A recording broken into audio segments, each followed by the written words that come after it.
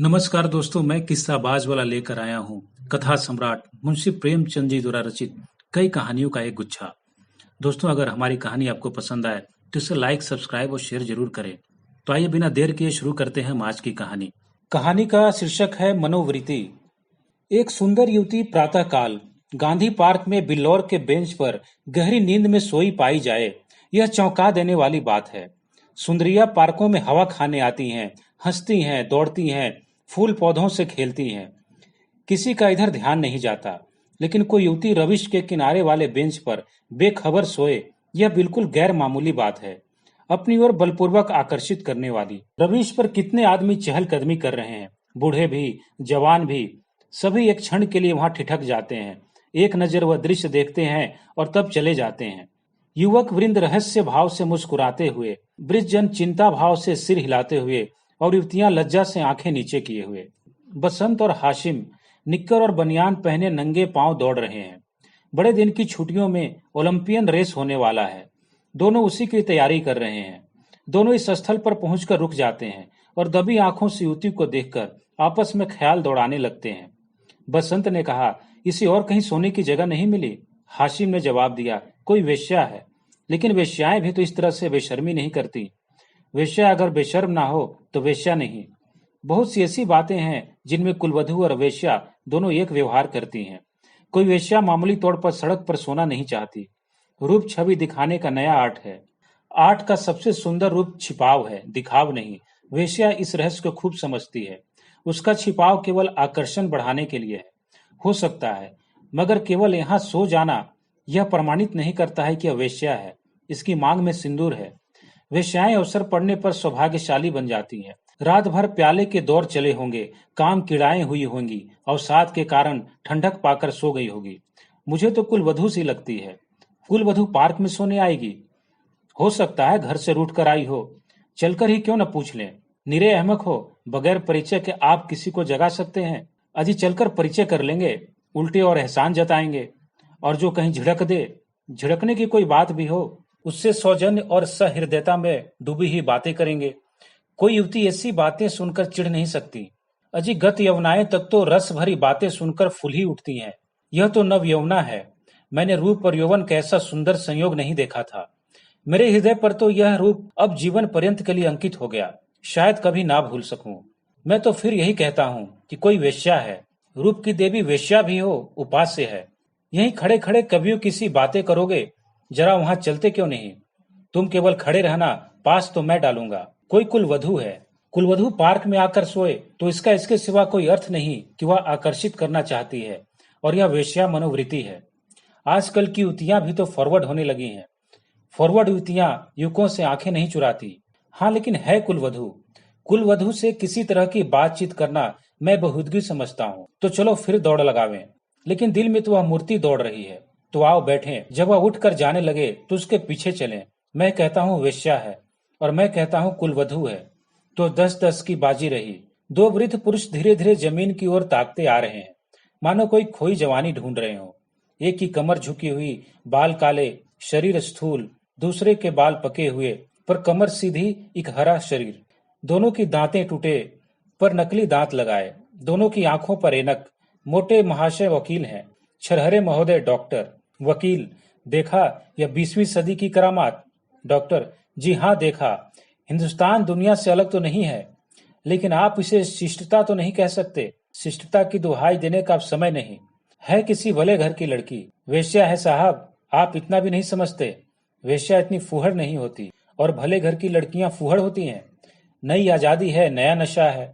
हम लोगों की तो बुरी भली कट गई। जिनके सिर आएगी वह झेलेंगे।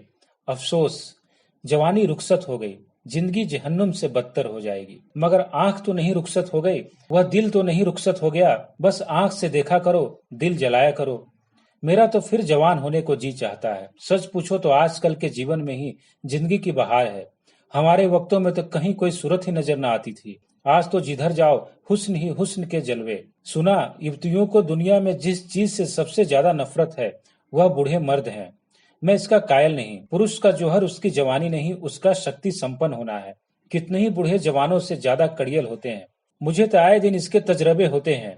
मैं ही अपने को किसी जवान से कम नहीं समझता। यही सब सही है, पर बूढ़ों का दिल कमजोर हो जाता है। अगर यह बात ना होती तो इस रमणी को इस तरह देखकर हम लोग यूं न चले जाते। मैं तो आंखों भर कर देख भी ना सका। डर लग रहा था कि कहीं उसकी आंखें खुल जाएं और मुझे ताकते देख ले तो दिल में क्या समझे। खुश होती कि बुढ़े पर भी उसका जादू चल गया। अजी रहने भी दो, आप कुछ दिनों ओकासा का सेवन कीजिए।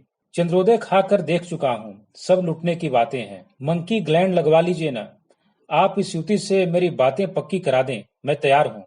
हाँ, यह मेरा जिम्मा, मगर भाई हमारा हिस्सा भी रहेगा। अर्थात अर्थात यह कि कभी कभी मैं आपके घर आकर अपनी आंखें ठंडी कर लिया करूंगा।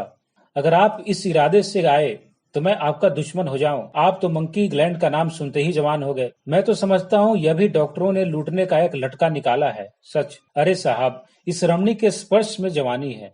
आप हैं किस फेर में? उसके एक एक अंग में, एक एक चितवन में, एक एक मुस्कान में, एक एक विलास में जवानी भरी हुई है। न 100 मंकी ग्लैंड, न एक रमणी का बहुपाश। अच्छा, कदम बढ़ाइए, मुवक्किल आकर बैठे होंगे। यह सूरत याद रहेगी। फिर आपने याद दिला दी। वह इस तरह सोई है इसलिए कि लोग उसके रूप को, उसके अंग विन्यास को, उसके बिखरे हुए केशों को, उसकी खुली हुई गर्दन को देखें और अपनी छाती पीटें। इस तरह चले जाना उसके साथ अन्याय है। वह बुला रही है और आप भागे जा रहे हैं। हम जिस तरह दिल से प्रेम कर सकते हैं, जवान कभी कर सकता है? बिल्कुल ठीक। मुझे तो ऐसी औरतों से साबिका पड़ चुका है जो रसिक बूढ़ों को खोजा करती हैं। जवान तो छिछोरे, उच्च श्रृंखल, अस्थिर और गर्वीले होते हैं। वे प्रेम के बदले में कुछ चाहते हैं, यहाँ निस्वार्थ भाव से आत्मसमर्पण करते हैं। आपकी बातों से दिल में गुदगुदी हो गई, मगर एक बात याद रखिए, कहीं उसका जवान प्रेमी मिल गया तो मिला करे। यहाँ ऐसों से नहीं डरते। आपकी शादी की कुछ बातचीत थी तो? हाँ थी, मगर अपने ही लड़के जब दुश्मनी पर कमर बांधे तो क्या हो। मेरा बड़ा लड़का यशवंत तो मुझे बंदूक दिखाने लगा। यह जमाने की खूबी है। अक्टूबर की धूप तेज हो चली थी। दोनों मित्र निकल गए। दो देवियां, एक वृद्धा, दूसरी नवयौवना, पार्क के फाटक पर मोटर से उतरी और पार्क में हवा खाने आई। उनकी निगाह भी उस नींद की मारी युवती पर पड़ी। वृद्धा ने कहा, बड़ी बेशर्म है। नवयौवना ने तिरस्कार भाव से उसकी ओर देखकर कहा, ठाठ तो भले घर की देवियों के हैं। बस ठाठ ही देख लो। इसी से मर्द कहते हैं स्त्रियों को आजादी ना मिलनी चाहिए। मुझे तो कोई वेश्या मालूम होती है। वेश्या ही सही, पर उसे इतनी बेशर्मी करके स्त्री समाज को लज्जित करने का क्या अधिकार है? कैसे मजे से सो रही है, मानो अपने घर में है। बेहाई है। मैं पर्दा नहीं चाहती, पुरुषों की गुलामी नहीं चाहती, लेकिन औरतों में जो गौरवशीलता और सलजता है उसे नहीं छोड़ना चाहती। मैं किसी युवती को सड़क पर सिगरेट पीते देखती हूँ तो मेरे बदन में आग लग जाती है। उसी तरह आधी छत का जम्फर भी मुझे नहीं सुहाता। क्या अपने धर्म की लाज छोड़ देने से ही साबित होगा कि हम बहुत फॉरवर्ड हैं? पुरुष अपनी छाती या पीठ खोले तो नहीं घूमते। इसी बात पर बाई जी, जब मैं आपको आड़े हाथे लेती हूँ तो आप बिगड़ने लगती हैं। पुरुष स्वाधीन है। वह दिल में समझता है कि मैं स्वाधीन हूँ। वह स्वाधीनता का स्वांग नहीं भरता। स्त्री अपने दिल में समझती है कि वह स्वाधीन नहीं है, इसलिए वह अपनी स्वाधीनता का ढोंग करती है। जो बलवान हैं वे अकड़ते नहीं, जो दुर्बल हैं वही अकड़ दिखाते हैं। कि आप उन्हें अपने आंसू पोंछने के लिए इतना भी अधिकार नहीं देना चाहती? मैं तो कहती हूँ, स्त्री अपने को छिपाकर पुरुष को जितना नचा सकती है, अपने को खोलकर नहीं नचा सकती। स्त्री ही पुरुष के आकर्षण की फिक्र क्यों करे? पुरुष क्यों स्त्री से पर्दा नहीं करता? अब मुंह ना खुलवाओ मीनू। इस छोकरी को जगा कर कह दो, जाकर घर पर सोए। इतने आदमी आ जा रहे हैं और निर्लज टांग फैलाई पड़ी है। यहाँ इसे नींद कैसे आ गई? रात कितनी गर्मी थी बाई जी।